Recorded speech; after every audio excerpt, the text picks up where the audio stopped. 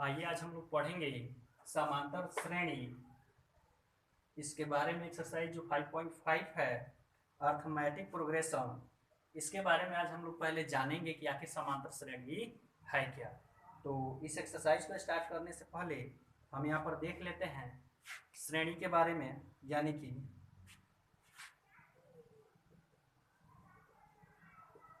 समांतर श्रेणी, यानी कि समांतर श्रेणी के बारे में हम लोग पहले जान लेते हैं कि आखिर समांतर श्रेणी है क्या। तो यहाँ पे सबसे पहले दिया हुआ है समांतर श्रेणी संख्याओं की एक ऐसी सूची है, यानी कि यह किसी भी संख्या का एक ऐसा सूची है जिसमें इसके नेक्स्ट संख्या कर है, जिसमें प्रत्येक पद के पहले अपने अतिरिक्त पद अपने पद में सिर्फ निश्चित संख्या जोड़ने से प्राप्त होता है। यानी कि मान के चलिए कोई संख्या हम लोग ले लेते हैं, जैसे 100 हो गया, इसका अगला पद में अगर हम यहाँ पे 10 जोड़ देते हैं, इस 100 में 10 जोड़ देते हैं, तो ये हो जाएगा 100 और दूसरा हो जाएगा 110। अब इसके आगे ऐसे ही उसमें 10-10 जोड़ते जाएंगे एक समान अनुक्रम में, तो अगला संख्या क्या होगा बाबू?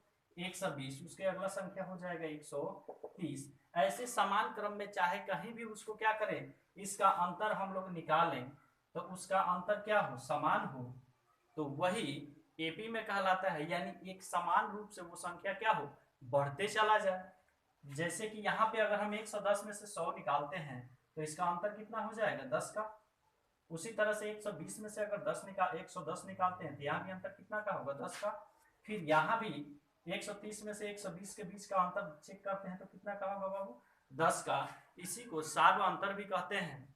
तो यानी कि समांतर श्रेणी एक ऐसा क्रम है जो उसका प्रत्येक अगला संख्या या अगला उसका जो सूची में यानी अगला जो मान आएगा वो एक समान अंतर पे बढ़ते चला जाएगा या एक समान अंतर से घटते चला जाएगा। जैसे कहा जाता है कि यहाँ पे माइनस करके जाता है, जैसे कोई संख्या मान लेते हैं यहाँ 10 हो गया, अब इसके बाद से इसका अगला संख्या यहाँ पे 7 आ रहा है, उसके बाद वाला अगला संख्या यहाँ पे 4 हो रहा है, यानी कि ऐसे एक समान अंतर से ये घटते हुए चला जाएगा। जैसे यहाँ से हम क्या करते हैं, अगर इसको घटाते हैं, इसका अंतर चेक करते हैं तो 7 में से 10 जाएगा तो यहाँ -3 का अंतर आ रहा है। उसी तरह से यहाँ पे क्या होगा?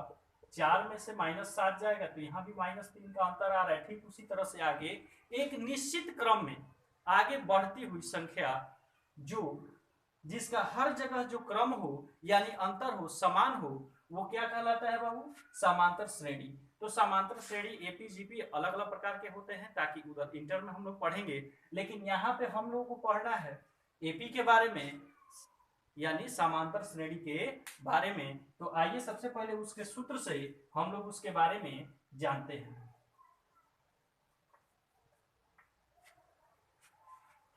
तो समांतर श्रेणी में यहाँ पे सबसे पहले बच्चों को सूत्र बताया जाता है n बराबर a plus n minus 1 into D. ये तो सूत्र हो गया। दूसरा मार्कर ले लेते हैं। ये तो हमारा सूत्र हो गया, लेकिन ये सब आया कहाँ से, ये है क्या, इसी के बारे में हम लोगों को जानना है। तो यहाँ पे अगर एक एपी का क्रम ले लेते हैं एग्जाम्पल में, जैसे एक ले लेते हैं, जैसे यहाँ पे मान के चलिए 10 हो गया, 20 हो गया, ऐसे अगले क्रम में बढ़ते चला गया, क्योंकि 10-10 सब में बढ़ रहा है, यानी कि ये मान किस में है बाबू? तो एपी में है। एपी में एक मान है, तो इससे हम इस पहले सूत्र के बारे में जानेंगे कि आखिर ये सूत्र बना कैसे है। जैसे मान के चलते हैं कि अगर आपको एक दिन कोई बच्चा हो, उसे एक दिन घर वाले अगर 10 रुपए दे रहे हैं, तो उसने कहा कि नहीं, हम प्रत्येक दिन क्या करेंगे, 10-10 रुपए बढ़ा के लेंगे। तो यानी कि फर्स्ट दिन उसे क्या मिला? 10 रुपया मिला। अगर अगले दिन उसे फिर क्या करना पड़ेगा, क्योंकि समान रूप से उसका मान बढ़ रहा है, तो अगले दिन 10 रुपया उसे फिर दिया गया, तो कितना रुपए उसको अगले दिन मिला बाबू?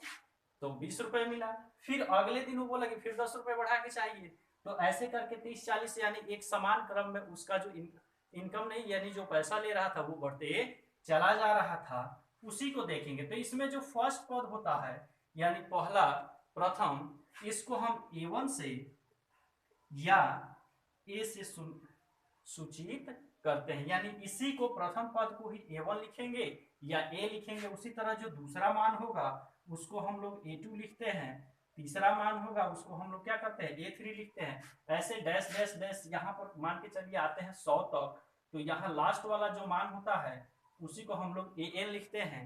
या ये इसको कहीं आगे चल के जो सूत्र प्रयोग होगा उसमें हम लोग कहीं कहीं इसका L का भी प्रयोग करेंगे, तो आगे के एक्सरसाइज में हमें पता चलेगा। इसी को एन कहते हैं आखिरी मान को, या इसका पता रहता है कि अगर ये 10वां पद है तो A10 के नाम से भी इसे सूचित कर सकते हैं।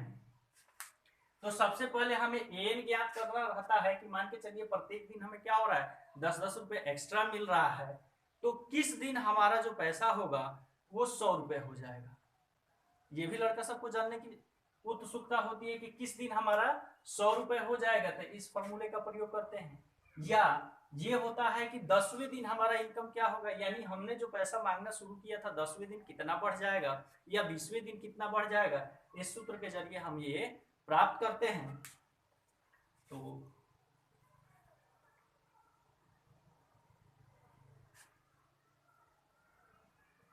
यहाँ पे प्रश्न में आप लोगों को ऐसे ही प्रश्न दिया रहेगा और उसमें पूछेगा कि 100 किस दिन उसे 100 रुपए मिलेंगे, तो हम लोग इस सूत्र का प्रयोग करते हैं।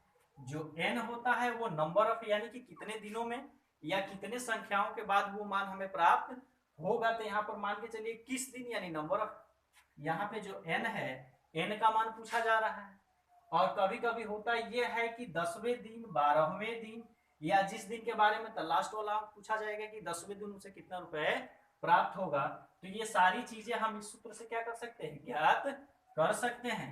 तो यहाँ पे अगर इस एग्जांपल में हमें क्या करना पड़ेगा, जिस 100 रुपए उसे किस दिन प्राप्त होगा, तो आइए इस सूत्र को लगा के यहाँ पे फर्स्ट वाला मान क्या होता है बाबू A1 या A का मान, तो इसे 10 लिख देंगे। हाँ ठीक, यहाँ पे एक D है जिसको हम लोग सार्वअंतर कहते हैं।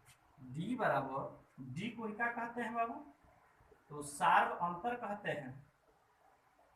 अब इस सार्वअंतर को ज्ञात करने के लिए यानी कि इन सभी के बीच जहां भी किसी दो मान को पकड़ेंगे उनके बीच क्या होना चाहिए, सभी जगह का अंतर समान होना चाहिए। यानी बड़े वाले पीछे वाले मान में से अगला मान अगर निकालते हैं तो हमें सार्वअंतर प्राप्त होता है।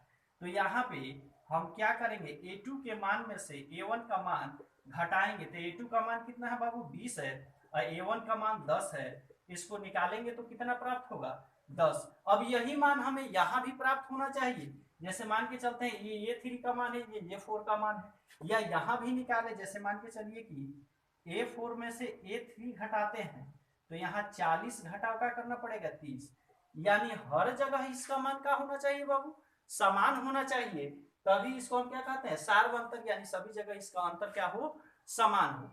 तो हमें कहीं एक जगह से क्या करना है, अगर ये मान पहले ही लिखा हुआ है कि एपी में है, कभी कभी ये जांच करना आ जाता है कि ये मान एपी में है या नहीं, तो इस प्रश्न को हल करने से पहले हमें क्या करना होता है डी का मान ज्ञात करना रहता है। तो हम इसको कैसे ज्ञात कर सकते हैं बाबू, तो यहाँ डी बराबर हो जाएगा A2 माइनस A1, तो यहाँ पे मान पुट कर लेंगे हम लोग। A2 का मान है 20 और A1 का मान है 10, घटाने के बाद कितना आ जाएगा बाबू 10।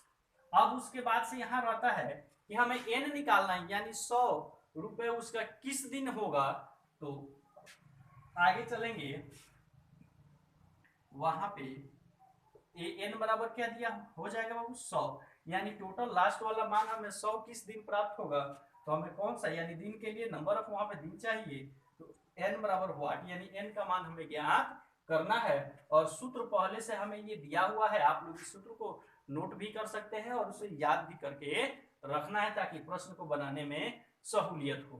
तो आइए अब इस सूत्र को हम लगाएंगे, तो यहाँ पर लिखेंगे इसलिए an बराबर सूत्र होता है a plus n minus 1 into D. अब an का मान हमें पता है तो यहाँ पे भर देंगे 100, अब बराबर a का मान हमें पता है, यहाँ पे क्या है बाबू 10, अब प्लस n माइनस 1 का मान पता नहीं है तो इसे n माइनस 1 ऐसे ही रहने देंगे, और d का मान हमें पता क्या है 10 है, क्योंकि d का मान 10 है निकाले है ना बाबू, तो गुणे 10 कर देंगे।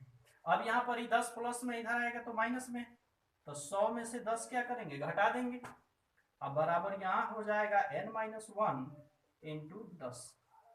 आइए इसको इधर देख लेते हैं, घट जाएगा तो 90 हो जाएगा, 10 यहाँ गुणा में है, इधर आएगा तो भाग में चला जाएगा तो बटा में कर देंगे 10, अब बराबर यहाँ बच जाएगा n-1। इसको काटेंगे तो 9 बार में कट जाएगा।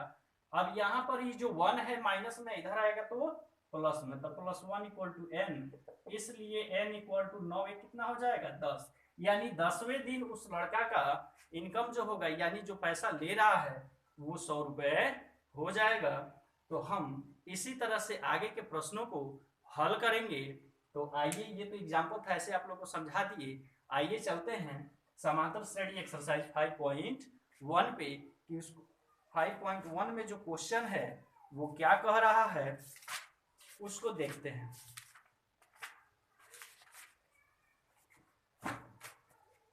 तो इसको हम इरेज कर देते हैं। अब प्रश्नों की बारी है और ये सूत्र आप लोग याद कर लीजिएगा।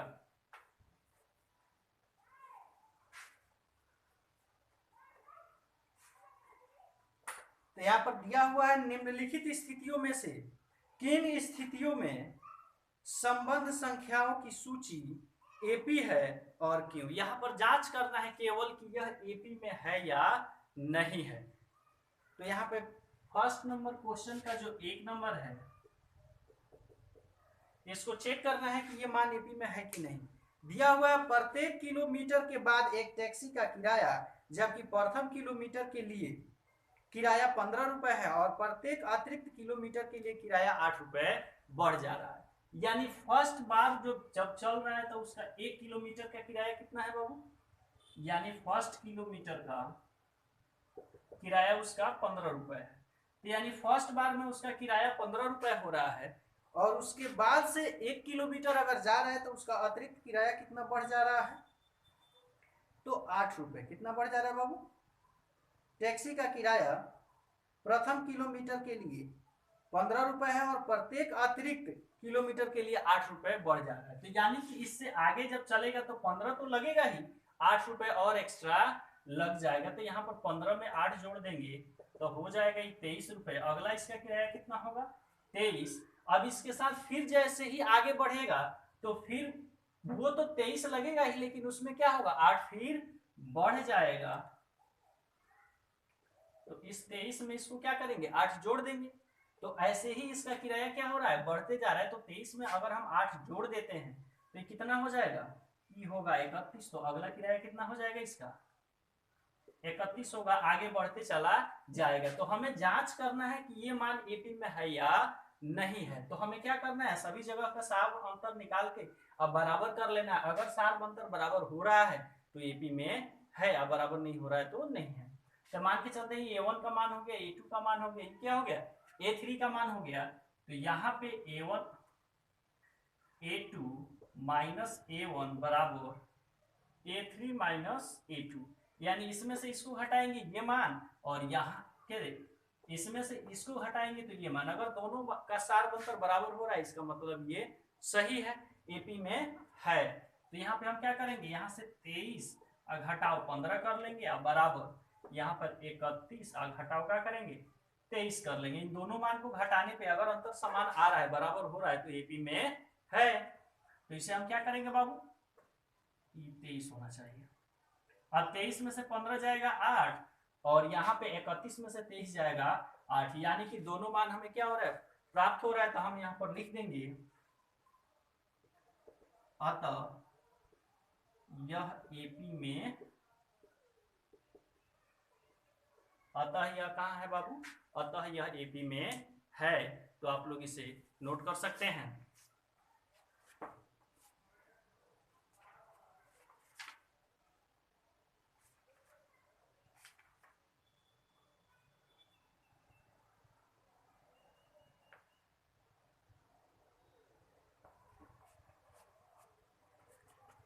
तो हम आशा करते हैं आप लोग इसे नोट कर लिए होंगे। अब आइए अगला प्रश्न हम लोग देखते हैं।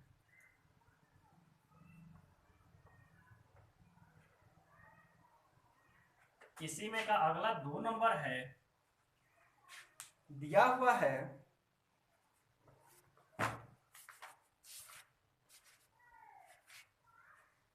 किसी बेलन में उपस्थित हवा की मात्रा जबकि वायु निकालने वाला पंप प्रत्येक बार बेलन की शेष हवा का 1/4 भाग बाहर निकाल देता है। यानी एक बेलन है, क्या है, एक बेलन है जो क्या कर रहा है, उपस्थित हवा की मात्रा जबकि वायु निकालने वाले पंप प्रत्येक बार शेष हवा का 1/4 भाग बाहर निकाल देता है। तो मान लेते हैं, माना कि बेलन में शुरू में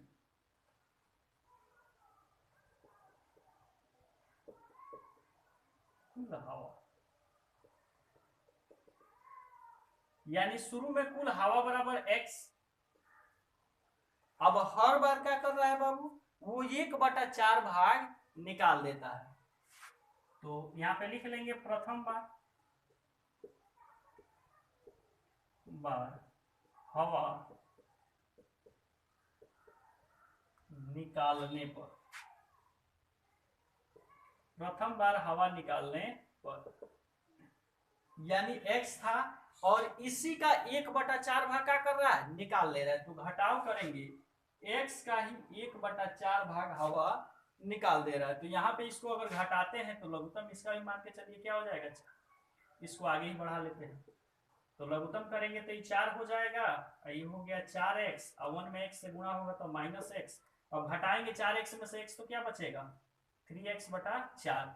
यानी फर्स्ट बार हवा निकाले, यानी प्रथम पद हमारा क्या मिला बाबू, 3x/4। इसका सूची बनाएंगे और सूची को देखेंगे कि एपी में है कि नहीं है। अब चलते हैं दूसरे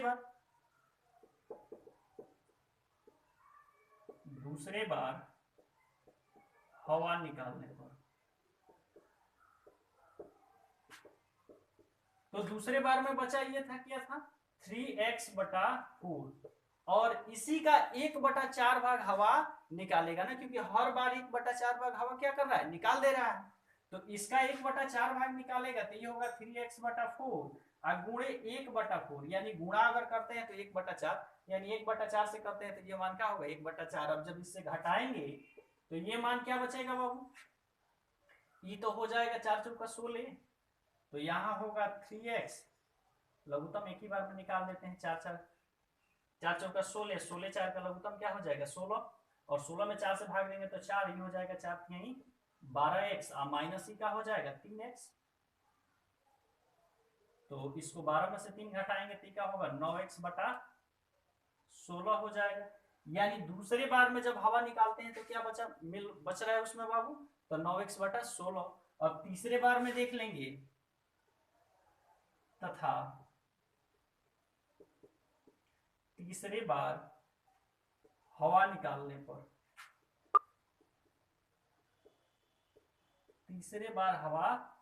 पर, तो इसका क्या करेगा, क्योंकि निकालेगा इसी में से और इसी का 1/4 भाग निकालेगा तो ये हो जाएगा 9x/16 और घटाव क्या हो जाएगा 9x/16 का ही 1/4 भाग का करेगा, निकाल लेगा तो 1/4 से इसमें क्या करेंगे, गुणा कर देंगे। तो ये मान हमें क्या प्राप्त होगा, 16 चौका ही हो जाएगा 64, और यहाँ पे 4 बचेगा तो ये होगा 9 चौका 36 और माइनस 9x, तो ये घट जाएगा तो कितना होगा बाबू, 36 में से 9 जाएगा तो ये होगा 27x/64। अब यहाँ पे हमें पहला मान प्राप्त हुआ 9x/4, नहीं 3x/4, ये हुआ 9x/16 और 27x/64। तो अब इसको चेक करना, ये A1 हो जाएगा, A2 हो जाएगा, A3 हो जाएगा। अगर इसका सार अंतर बराबर होगा तब हम इसे कह सकते हैं कि यह AP में है। तो आइए हम लोग इधर देख लेते हैं, क्योंकि वहां उसको उतारने के बाद ही लिखना पड़ेगा। तो यहाँ पे हमें मान प्राप्त हुआ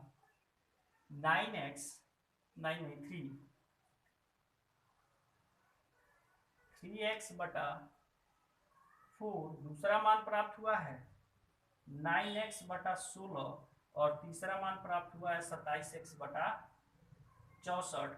तो यानी कि यहाँ पे क्या करेंगे, A2 - A1 और यहाँ A3 - A2, तो इसलिए ई हो जाएगा 9x/16 माइनस 3x/4 अब बराबर यहाँ करना है 27x/64 और माइनस क्या करना पड़ेगा 9x/16।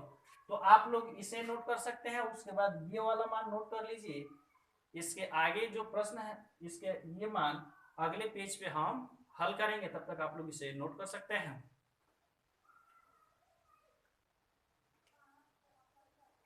तो हम आशा करते हैं कि आप लोग इतना तक तो नोट कर ही लिए होंगे। आइए इसके आगे देखते हैं।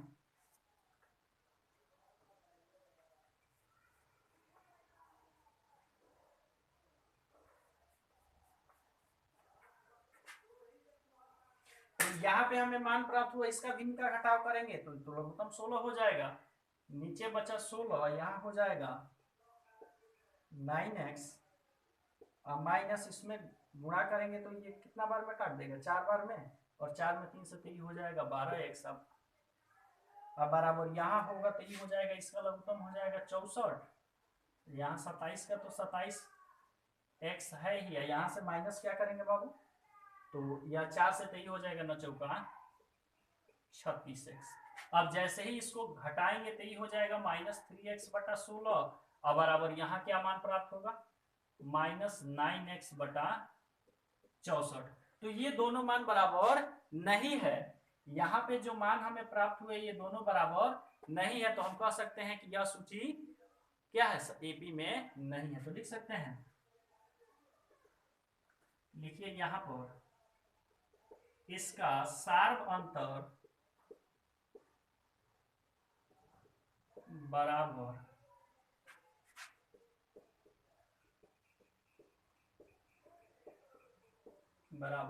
नहीं है, इसलिए यह एपी में नहीं होगा। यही हमारा आंसर हो जाएगा। तो आप लोग इसे भी नोट कर सकते हैं।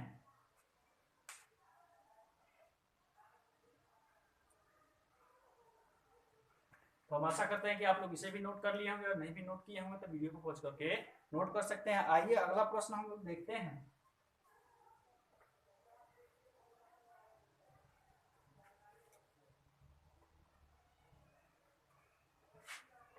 अगला 1 का जो 3 नंबर मान है वो दिया हुआ है, प्रत्येक मीटर की खुदाई के बाद एक कुआं खोदने में आई लागत, जबकि प्रथम मीटर खुदाई की लागत 150 रुपए है और बाद में प्रत्येक मीटर खुदाई की लागत 50 रुपए बढ़ जाती है। तो इसे बताना है कि यह एपी में है कि नहीं। तो यहाँ पे हम क्या करेंगे, यहाँ पर प्रथम मीटर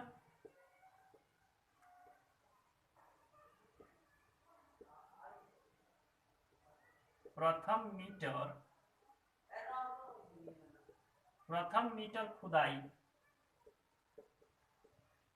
में लागत, प्रथम मीटर खुदाई में लागत बराबर है 150 रुपए। तो यहाँ पर हम एक सूची बना लेते हैं। तो प्रथम मीटर में हो गया बाबू 150 रुपए, और उसके बाद हर अतिरिक्त मीटर खुदाई में क्या हो रहा है, 50 रुपए बढ़ जा रहा है। तो यहाँ पे हम क्या कर सकते हैं, 50 रुपए अगर इसमें ऐड करते हैं तो ई हो जाएगा 200, इसके आगे 1 मीटर अगर और खुदाई होता है तो 50 इसमें भी बढ़ जाएगा, तो ये होगा 250, तो 250 हो जाएगा। आगे हमें बढ़ना नहीं है, क्योंकि आगे जाएंगे तो फिर क्या होगा, ऐसे ये मान बढ़ते चला जाएगा। तो हमें इसको चेक करना है कि ये मान एपी में है या नहीं है। तो यहाँ पर हम क्या करेंगे, A2 माइनस A1 अब बराबर यहाँ पे लिख लेंगे A3 माइनस A2। अब यहाँ पर A2 का मान हो गया 200 अब माइनस ई हो गया 150, अब बराबर A3 का मान कितना है 250 और माइनस इसका मान हो जाएगा 200। घटाएंगे तो ये 50 आएगा, इसको भी घटाएंगे तो क्या होगा 50, यानी दोनों मान क्या है बाबू, बराबर है। तो जब दोनों मान बराबर है तो इसे हम कह सकते हैं कि इसका सार्व अंतर बराबर है और यह एपी में है। तो यहाँ लिख सकते हैं इसका सार्व अंतर एक समान है,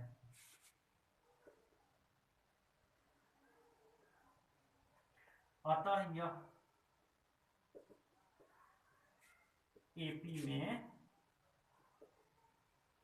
है। तो आप लोग इसे भी नोट कर सकते हैं।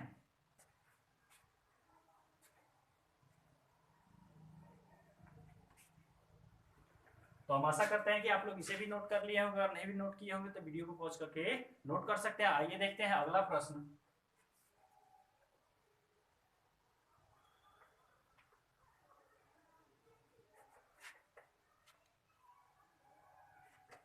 इसी में का जो क्वेश्चन नंबर 4 है उसको देख लेते हैं। क्वेश्चन नंबर 4 में दिया हुआ है, खाते में प्रत्येक वर्ष मिश्र धन जबकि 10,000 रुपए की राशि 8% वार्षिक दर से चक्रवृद्धि ब्याज पर जमा की जाती है। यानी किसी खाते में क्या हो रहा है, प्रत्येक वर्ष मिश्र धन, जबकि राशि कितना है, तो यहाँ पे मान के चलिए मूलधन है 10,000 रुपए, और मिश्रधन के रूप में प्रत्येक वर्ष, यानी इसका दर कितना दिया हुआ है, तो 8%, यानी प्रत्येक वर्ष का हो रहा है मिश्रधन के रूप में बढ़ रही है। अब इसे चेक करना है, यानी चक्रवृद्धि ब्याज पर जमा की जाती है, तो इसे चेक करना है कि यह एपी में है कि नहीं है।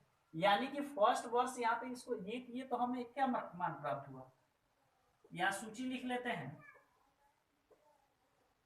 तो यहाँ तो ए का मान हमें 10,000 प्राप्त हो गया, लेकिन अगले वर्ष जैसे ही एक वर्ष आगे जाएगा तो 8% इसको ब्याज मिलेगा। तो 10,000 का 10,000 प्लस 10,000 का कितना होगा 8%, तो 8/100 हो जाएगा। तो यहाँ पे अगर 2 जीरो से 2 जीरो काट देते हैं तो कितना बचेगा 800, और 10,000 में 800 जोड़ेंगे तो ये हो जाएगा 10,800। लेकिन जैसे ही इसके अगले वर्ष जाएंगे तो इस मिश्रधन का फिर क्या होगा, क्योंकि चक्रवृद्धि ब्याज है, इस मिश्रधन का वो बढ़ेगा कितना 8%। तो इस मिश्रधन का हम लोग निकालेंगे तो यहाँ पर है 10,800 और गुणे नहीं प्लस करेंगे, प्लस 10,800 का 8/100। तब ये मान कितना प्राप्त होगा बाबू, तो ये 2 जीरो से 2 जीरो तो कट गए, यहाँ 10,800 हिले है। अब यहाँ 108 में 8 से गुणा करेंगे तो ये होगा कितना 864, तो ये हो जाएगा 10,800 अब प्लस ये होगा 8 8 64, 8 एकम 8। अब इसको जोड़ेंगे तो ये हो जाएगा 4 के 4, 6 के 6, 8 8 16 के 6, हाथ में लगा 1, यानी 11,664 हो जाएगा। तो यहाँ पे अगला तीसरा पद जो होगा 11,664 हो जाएगा। अब इसका हम लोग क्या करेंगे, सार अंतर चेक करेंगे कि समान हो रहा है कि नहीं। तो यहाँ पे हम लोग A2 माइनस A1 और बराबर यहाँ पे करेंगे A3 माइनस A2। तो यहाँ पे 10,800 जो है माइनस उसमें से 10,000 घटा लेंगे, अब बराबर यहाँ पे 11,664 जो है उसमें से 10,800 घटा लेंगे।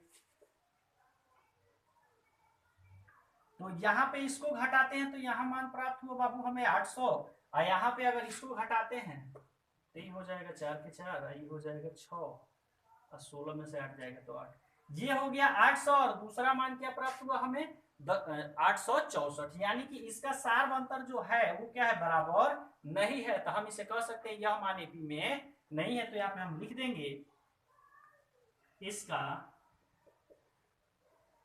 सार अंतर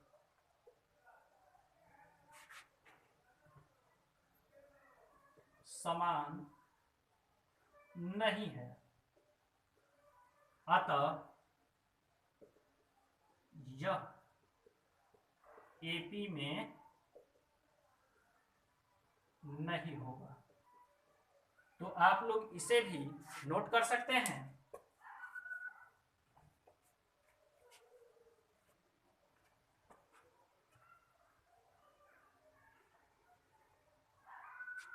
तो हम आशा करते हैं कि आप लोग इसे भी नोट कर लिए होंगे। आगे के प्रश्न को लेकर के मिलेंगे नेक्स्ट वीडियो में। So thank you.